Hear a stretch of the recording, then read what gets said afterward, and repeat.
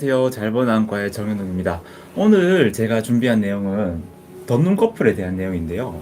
덧눈꺼풀이라고 하면 사실 굉장히 생소하게 다가오실 거예요. 이게 처음 들어보는 단어이실 수도 있고. 그래서 제가 오늘은 이 덧눈꺼풀이라는 게 도대체 무엇인지, 그리고 또 어떻게 문제가 되는지, 또 치료는 어떻게 해야 되는지, 이런 거를 하나하나 이제 말씀을 드리는 시간을 좀 가져보려고 합니다. 먼저, 그러면 덧눈꺼풀이란 무엇인가? 그래서 얘기를 해보면은, 자, 덧눈꺼풀은 우리가 부안검이라고 하기도 하고요.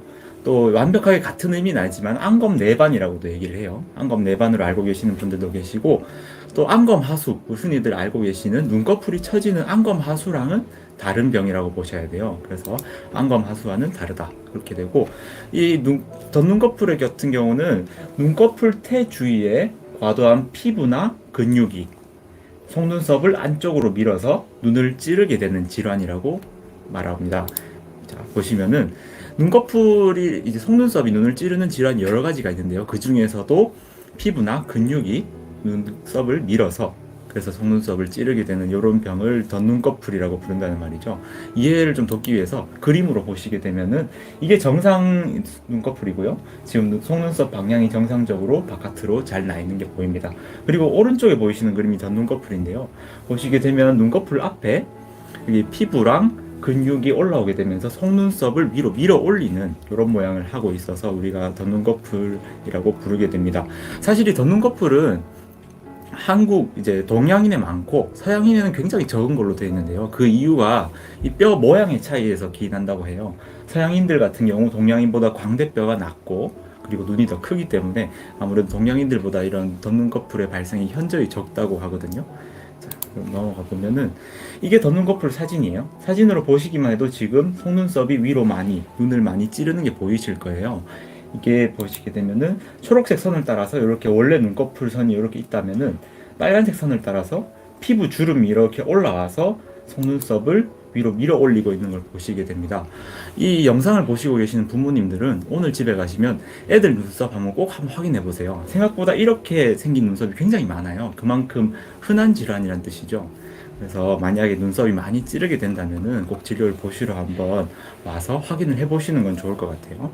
이 지금 사진에서는 아랫눈꺼풀의 사진이지만은 마찬가지로 똑같은 방법으로 윗눈꺼풀에도 생기기도 합니다. 윗눈꺼풀에는 하지만 아랫눈꺼풀보다는 흔하지 않은 걸로 되어 있고요. 자, 그러면은 여기서 생각하실 수 있는 게 눈썹이 찌르는 거는 알겠다 이거예요. 근데 눈썹이 좀 찌른다고 이게 문제가 되는가?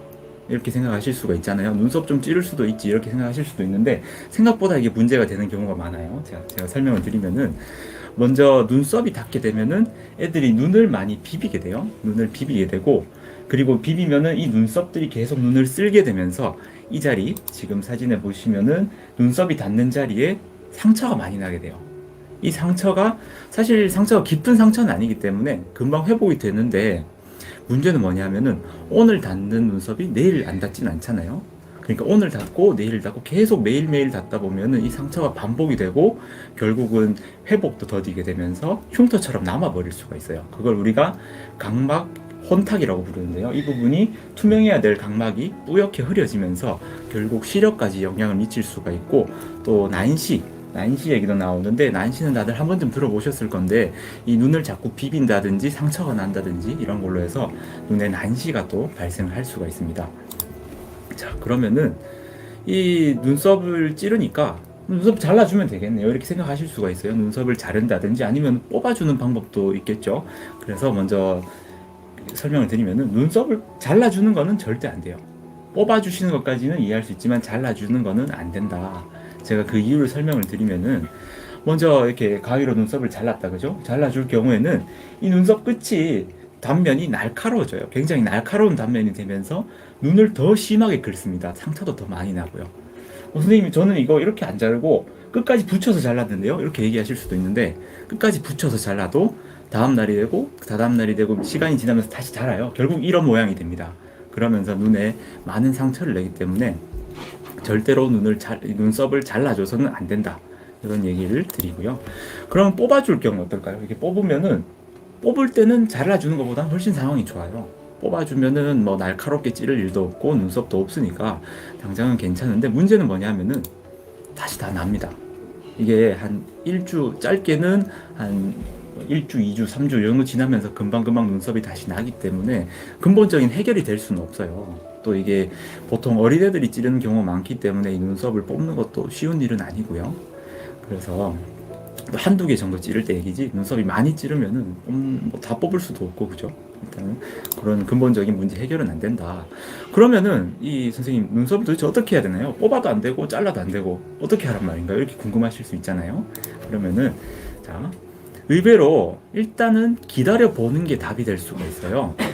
무슨 말이냐 하면은, 얼굴이 자라면서 눈도 커지고 콧대도 높아지고 이러면서 자연스럽게 눈썹 찌르는 게 좀 해결이 되는 경우가 있어요. 이게 물론 심하게 찌르진 않는 경우에 얘기겠죠. 심하게 찌를 때는 다른 방법을 추구를 해야 되고, 저희가 많이 안 찌르고 한두 가닥 정도 살짝씩 닿을랑말랑 하는 이런 정도는 기다려 보는 것도 좋은 방법이 될 수 있어요. 또 여기 나와 있진 않은데, 애들 성장기 때 갑자기 체중이 불면서 얼굴에 살이 많이 붙게 되고 그것 때문에 눈썹이 찌르는 경우도 꽤 많아요.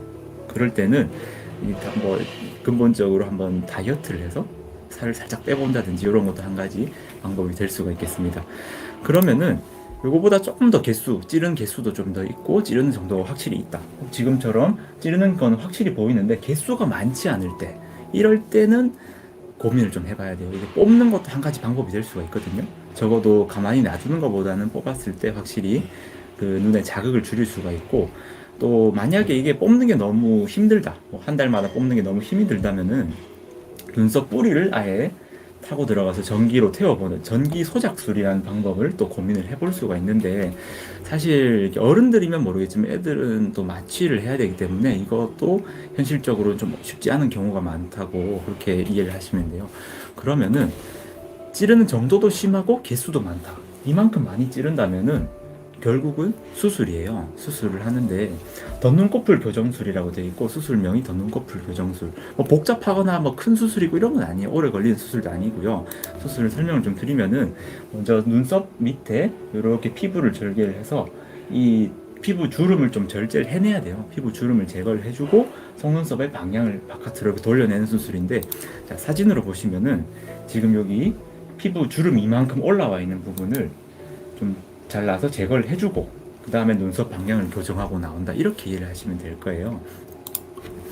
자, 그러면은 그 치료 방향이 크게 보면 세 가지가 있다고 이렇게 말씀을 드렸고, 근본적인 치료는 결국 수술을 해서 눈썹 방향을 돌려주는 게 정답인데, 심하지 않을 경우는 조금 기다려보거나 너무 자극이 되는 한두 개만 찌른다면은 눈썹을 뽑아보는 방법도 있다, 이렇게 이제 정리가 되는데요.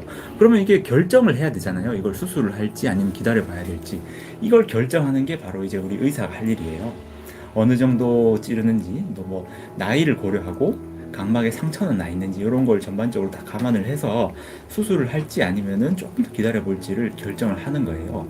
그렇기 때문에 그 선생님들 이제 의사 선생님 한번 보러 오셔서 꼭 한번 확인을 해보고 눈썹이 어느 정도 찌르는지를 판단을 하는 게 우선이라는 거거든요. 자, 그러면은 오늘 내용을 한번 정리를 한번 드려볼게요. 먼저 빨리 발견을 하는 게 중요하다. 왜냐하면은 이게 눈썹이 찔러서 난시가 진행을 하고 각막에 흉터가 남아버리면 그건 되돌릴 수가 없어요.